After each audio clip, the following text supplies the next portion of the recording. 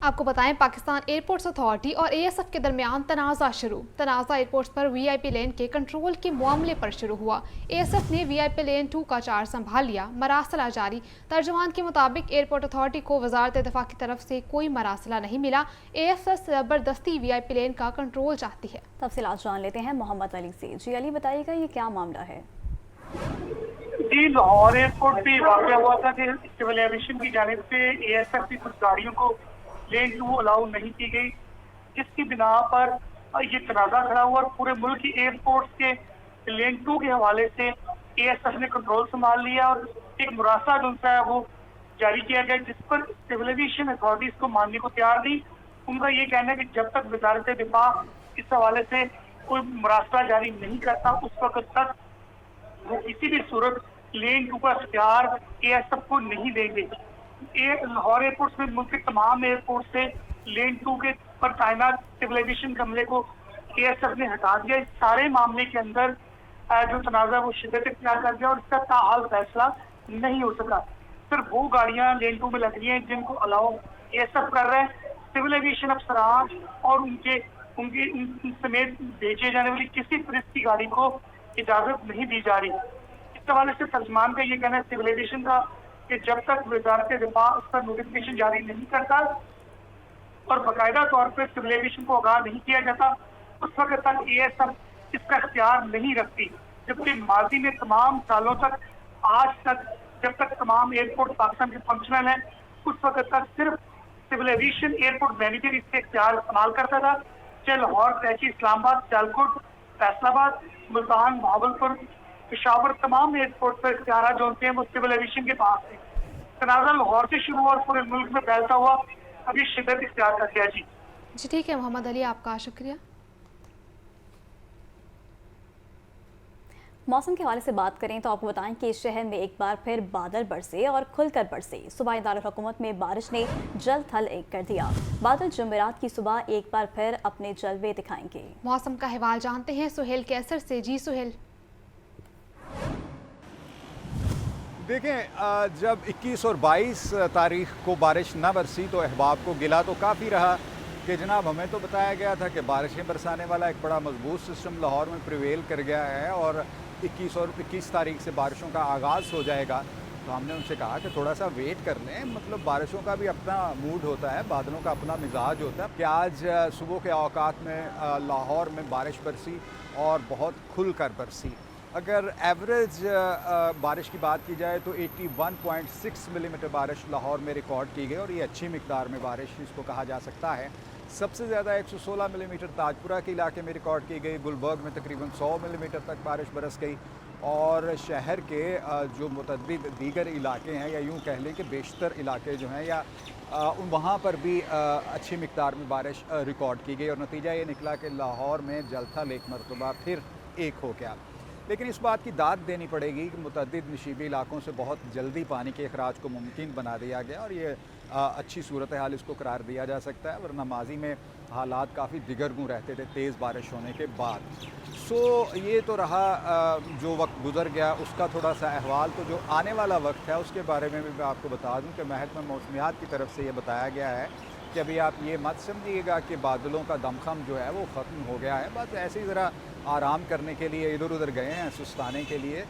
लेकिन जुमेरात की सुबह एक मरतबा फिर ये अपने दमखम का मुजाहरा करेंगे और अच्छी बारिश के इम्कानात मौजूद हैं और उसके बाद ये फिर बतदरीज ये सिस्टम कमज़ोर होना शुरू हो जाएगा और 25 जुलाई को भी थोड़ा बहुत बारिश के इम्कानात हो सकते हैं, लेकिन बहुत ज़्यादा इम्कानात नहीं हैं क्योंकि 25 जुलाई तक मौजूदा सिस्टम कमज़ोर हो चुका होगा।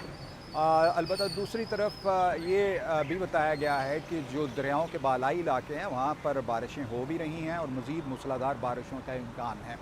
इसके नतीजे में दरियाओं में पानी के बहाव में इजाफा भी रिकॉर्ड किया जा रहा है। दरियाए सिंध में मुतअद्दिद मुकामात पर निचले दर्जे का सैलाब है और आइंदा 24 घंटों में उसके दरमियाने दर्जे के सैलाब की सूरत इख्तियार कर लेने का अलर्ट भी जारी कर दिया गया है PDMA की तरफ से।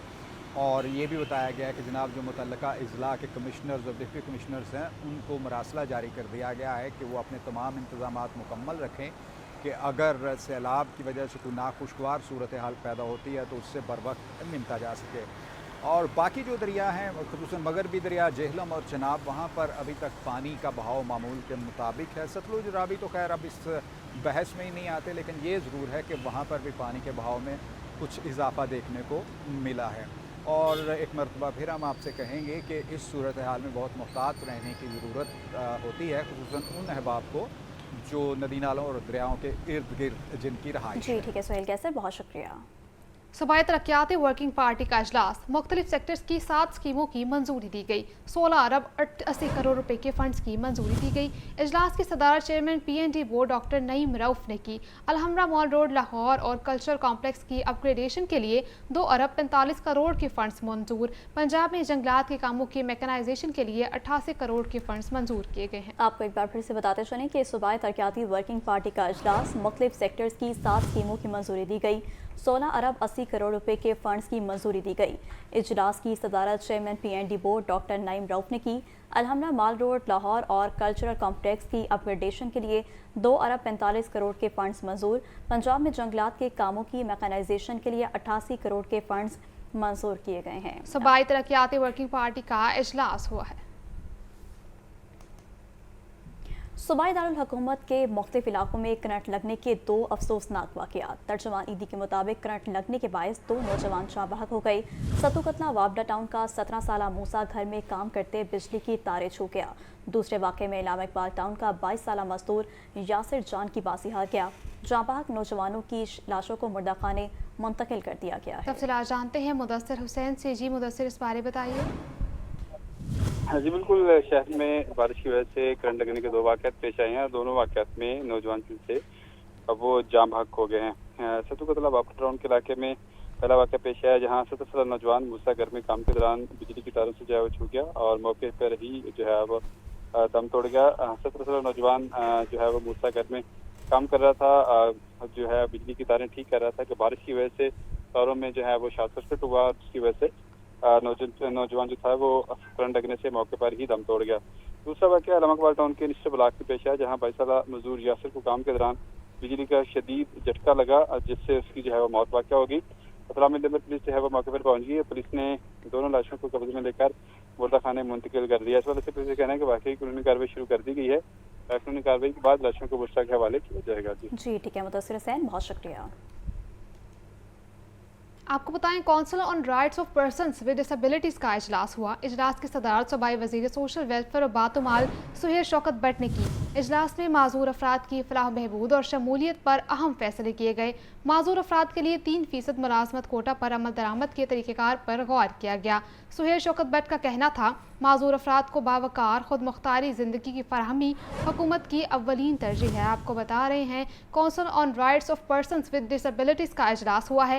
اجلاس کی صدارت صوبائی وزیر سوشل و ویلفیئر و بیت المال سہیل شوکت بٹ نے کی ہے. اجلاس میں معذور افراد کی فلاح و بہبود اور شمولیت پر اہم فیصلے کیے گئے. معذور افراد کے لیے 3% ملازمت کوٹا پر عمل درآمد کے طریقہ کار پر غور کیا گیا. سہیل شوکت بٹ کا کہنا تھا معذور افراد کو باوقار خود مختار زندگی کی فراہمی حکومت کی اولین ترجیح ہے. آپ کو ایک بار پھر سے بتاتے چلیں کہ council on rights of persons with disabilities کا اجلاس کی صدارت صوبائی وزیر سوشل ویلفیئر اور بیت المال سہیل شوکت بٹ نے کی. اجلاس میں معذور افراد کی فلاح و بہبود اور شمولیت پر اہم فیصلے کیے گئے. DG واسا پنجاب طیب فرید کی زیر صدارت اجلاس میں MD واسا غفران احمد، ڈائریکٹر زمین احمد سمیت دیگر افسران کی شرکت. بارش میں پانی زمین میں جذب ہو کر زیر زمین پانی کے ذخائر میں اضافہ کرے. DG واسا پنجاب کا کہنا تھا جہاں بارشی پانی کو مؤثر انداز میں ریچارجنگ کے لیے استعمال کیا جا سکتا ہے. آپ کو بتا رہے ہیں DG واسا طیب فرید کی زیر صدارت اجلاس ہوا ہے. اجلاس میں MD واسا کی شرکت ہوئی ہے. تفصیلات کے لیے بات کریں گے زین العابدین سے. جی زین، اس بارے بتائیے گا. زین سے رابطہ بحال کرنے کی کوشش کریں گے. ابھی آپ کو ایک بار پھر سے بتاتے چلیں کہ DG واسا پنجاب طیب فرید کی زیر صدارت اجلاس ہوا ہے. اجلاس میں MD واسا غفران احمد شریک ہوئے ہیں. مزید جان لیتے ہیں زین العابدین سے. جی زین، بتائیے گا. واسا پنجاب طیب فرید کی زیر صدارت یہ اہم اجلاس کا انعقاد ہوا جس میں صوبہ بھر کی واسا agencies, parks and horticulture authorities اور روڈ ڈپارٹمنٹس کے ساتھ مربوط لاہ عمل تیار کرنے کے حوالے سے تفصیلی تبادلہ خیال کیا گیا ہے. डी जी वासा की तरफ से ये हिदायत जारी की गई कि वासा के दायरा इख्तियार में आने वाले तमाम इलाकों में निकासी आब के निज़ाम का जामे जायजा लिया जाए, बारिशी पानी को महफूज बनाकर वाटर रिचार्जिंग के लिए मौसर इकदाम किए जाएं, जबकि बारिशी पानी ज़मीन में जज्ब होकर ज़ेर ज़मीन पानी के जो एक्वाफायर है उसको रिचार्ज करेगा। डीजी वासा का कहना था कि वाटर रिचार्जिंग वक्त की अहम ज़रूरत है। तमाम वासाज अपने अपने इलाकों में ऐसे पॉइंट्स की निशानदेही करें जहां बारिशी पानी को मौसर अंदाज में रिचार्जिंग के लिए इस्तेमाल किया जा सकता हो। इस मौका पर इजलास में ब्रीफिंग में बताया गया कि वासा लाहौर ने गुज़िश्ता बरस PHA को 100 मुकामात की निशानदेही की, जहां ग्रीन बेल्ट को नीचे किया गया। रवां बरस वासा लाहौर मजीद 58 पॉइंट्स की निशानदेही PHA को कर चुका है।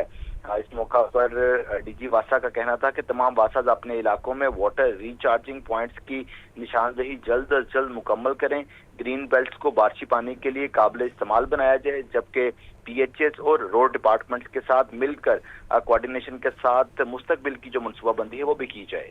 जी ठीक है ज़ैनुल आबदीन, बहुत शुक्रिया।